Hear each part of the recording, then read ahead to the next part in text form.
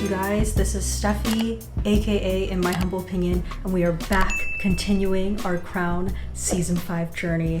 In today's video, we are watching Season 5, Episode 5, and the episode is entitled The Way Ahead. So let's get into it. We're gonna watch it right now, together.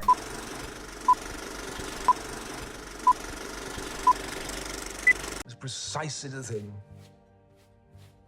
that I'm not allowed to do. Dominic West is too attractive to be playing Prince Charles. Stuck in a waiting room, gathering dust. All of his friends. Uh-oh, commotion. Come on, you'll do your slowly. Come on. Oh, is this Camilla? That's Camilla. I've got 5 cards. Hello? Andrew, Your Royal Highness. Does that mean I still live? Mummy? Mommy's about to have a private conversation. wish you would answer the phone. I never know what to say. We're alone now. In bed. On top of it. Lucky old bed. Oh my gosh, I'm scared. Remind me of the subject. Teaching of English language in schools. It is quite astounding to think that in England, we have produced one of the world's most beautiful languages. Oh man, she's really gonna be on the phone listening to this speech. Efforts to preserve that language and uphold the standards of its teaching are no longer a priority. If we look at the way English is used in business, It's an interesting shot, really pulling out a lot here. you'll see just how impoverished our Oh my god, their phones are being tapped. Everything happens at the end of the day, and every situation is a win-win. What the heck? The rot begins in the very institutions whose duty it is to preserve our proud.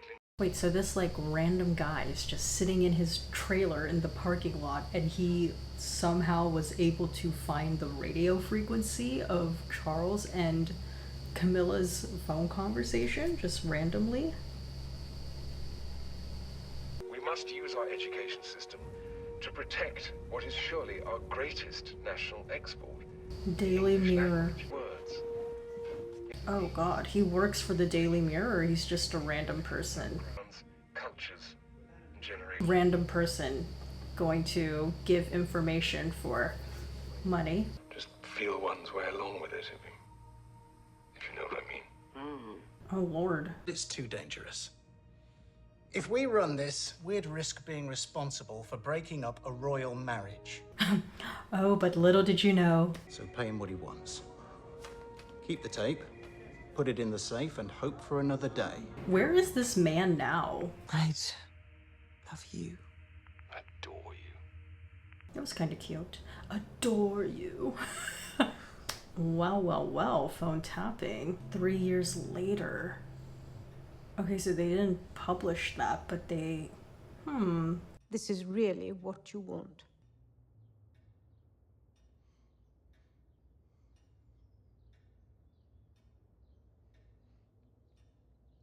Tension. Dang, that's like so crazy that they have to ask his mother, her mother-in-law, for permission to divorce Their Royal Highnesses have no plans to divorce. or separate. I'm sure that I speak for the whole House and millions beyond it in offering our support to both the Prince and Princess of Wales at this difficult time. All of like the pomp and circumstance that comes with them getting divorced is just, it is like a big ordeal. When normally it's just really between, well, I mean, it is and it isn't, just between the two people involved in the relationship. But if it were to affect anyone, it's like, you know, family, close friends, not like institutions, society. When a vessel is in rough seas, it's sometimes necessary to alter her course. That's why we're all here today. Family meeting. Questions being raised as to the family's value for money, its relevance. Yes, all right. No need to go over it all again. We've decided to set up an informal council of war, a task force to safeguard the monarchy's survival in a rapidly changing world. We would call it The Way Ahead. What a catchy name. Education, the threat to the environment, better opportunities for disadvantaged youth, things I've been campaigning on for years. Wow, Charles has ideas and actual good ones. Many people find the crown remote and out of touch. You claim to want to refresh the monarchy. Well, what I'm proposing is precisely that. He's actually kind of taking after Prince Philip in a way when he talks like this. Because I remember in, what was it, like season 1 or season 2, when there was the debate of should they televise the Queen's coronation, and Prince Philip was like, no, we have to, because like media is the way going forward. So I feel like when Charles is making plans like this, where he is really wanting to push for a modernization of the monarchy, it's very much taking after his dad. It might be useful to acknowledge that the solution we are looking for could be right under our noses. Elizabeth, what is that supposed to mean? That the solution is Charles?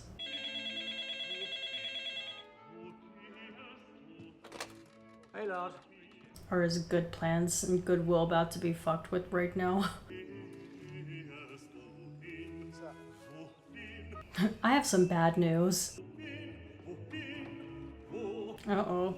You know it's bad if they're closing both doors. But now that you and the Princess of Wales have officially separated, the newspaper feels at liberty to publish. Damn. Private conversation. Private matter between two adults. No one else's business. I agree. Don't you remember the conversation? Oh, gosh. We discovered what was actually said. No details yet, but we're told it was intimate. Very. His face.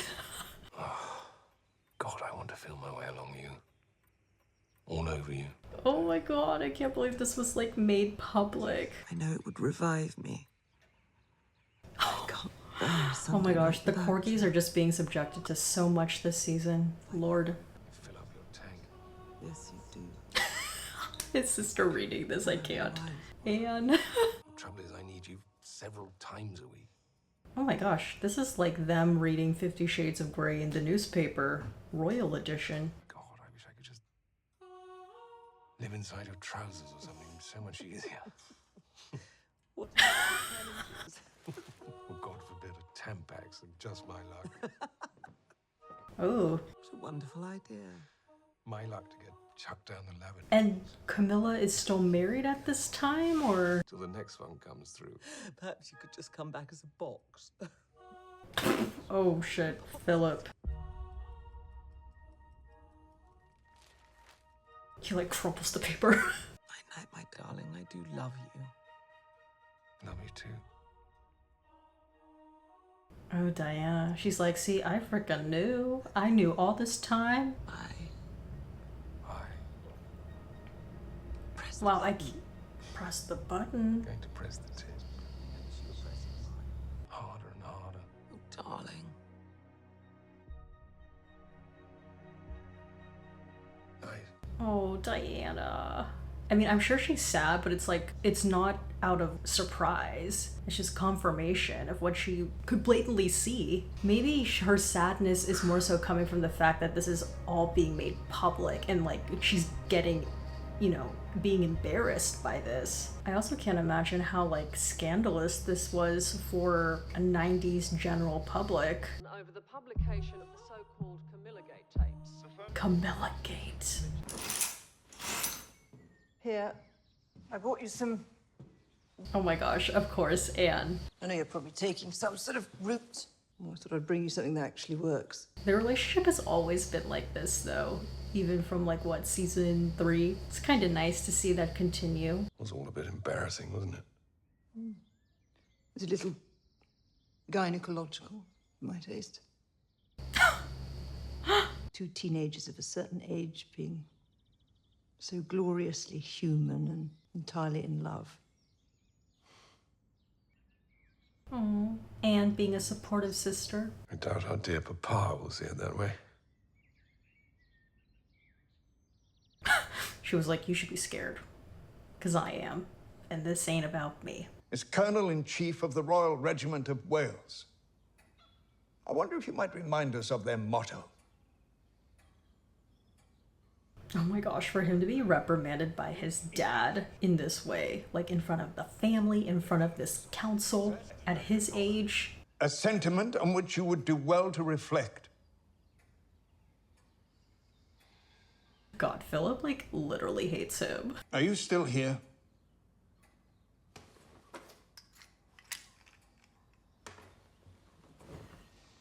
God, the fact that he has to do that in front of everyone, I feel bad. I like actually do feel bad for him. Wow, I feel like they really did a good job with the Camilla casting. They really got that shaggy hair. An intimate and authoritative profile of an enlightened, thoughtful, forward-thinking man who has been... I feel like the last time the royal family ventured into reality TV, it was not good, even though this seems like more like an interview. As king, you will also find yourself at the head of an established church. In the past... It would be interesting to revisit this interview now that he is king. Mrs. Parker-Bowles is a dear friend of mine, a wonderful friend that I'm jolly lucky to have. Jolly lucky to have. Number of friends that I've been close to over the years. When? I'm assuming this is her husband. Just... Is it your hope that this issue will now go away? I mean, I feel like her husband frickin' knew, but he was just turning a blind eye. Husbands or his wives or his... Oh, look at Elizabeth's face. She is stewing. The programme contained a number of intimate revelations, including the Prince's close friendship with Mrs. Camilla Parker-Bowles. The admission divided okay. People seem to like him, at least enough to wave back at him. There was no comment from Kensington Palace, but the Princess of Wales upstaged her husband by attending the Serpentine... Oh, this is the revenge dress. ...in what many are already calling her revenge dress. Wow. So that's the context of the revenge dress.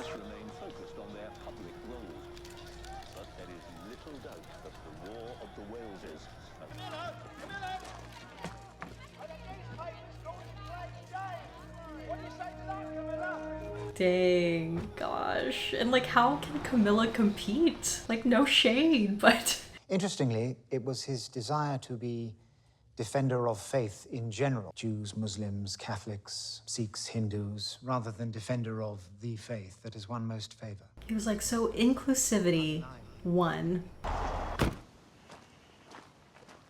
Ooh, it's a cool car. And... You're not eating? No, I don't have an appetite. I must say I'm surprised you do. I remember when Josh O'Connor was promoting The Crown, he always talked about how Prince Charles would always have a hard-boiled egg with every meal. So where's the hard-boiled egg? Right. Thanks for coming. Charles is probably closest with Anne, right? Out of all of his siblings. At least that's the way it's being portrayed on The Crown. First that phone recording, subsequent humiliation. The Charles I saw today was strong. Confident. I love like Anne reporting back to the older people in the family, but also like sticking up for Charles. Charles has been slowly but surely setting up his own court, his own advisors, his own modern, progressive agenda.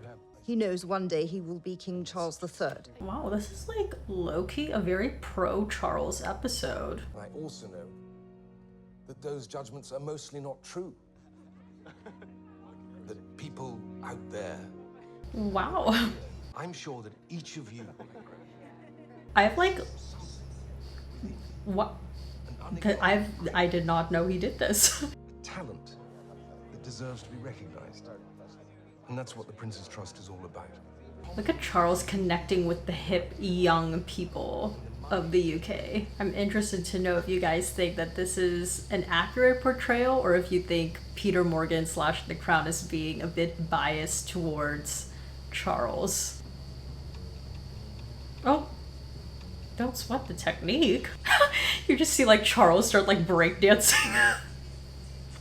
Oh. Disadvantaged young people.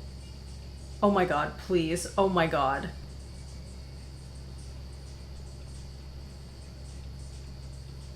What?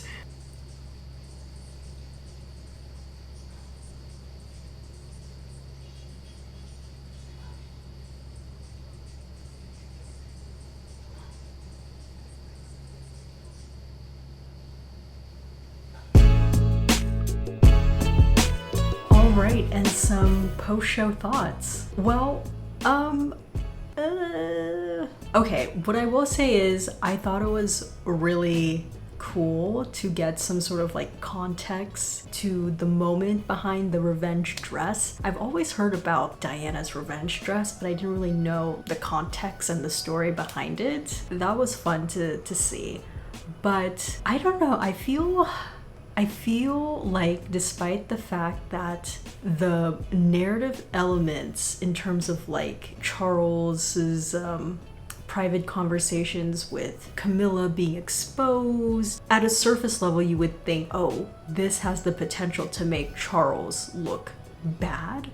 Yet this episode, it did make you sympathize for Charles, because despite the fact that he is a member of the royal family, for your private phone conversations to be exposed in such a public way, that sucks. And also the meetings that he would have with the council while like all members of his family were there, and he was like basically being publicly humiliated by his father once again, like those parts definitely made me feel a certain way for him, of course.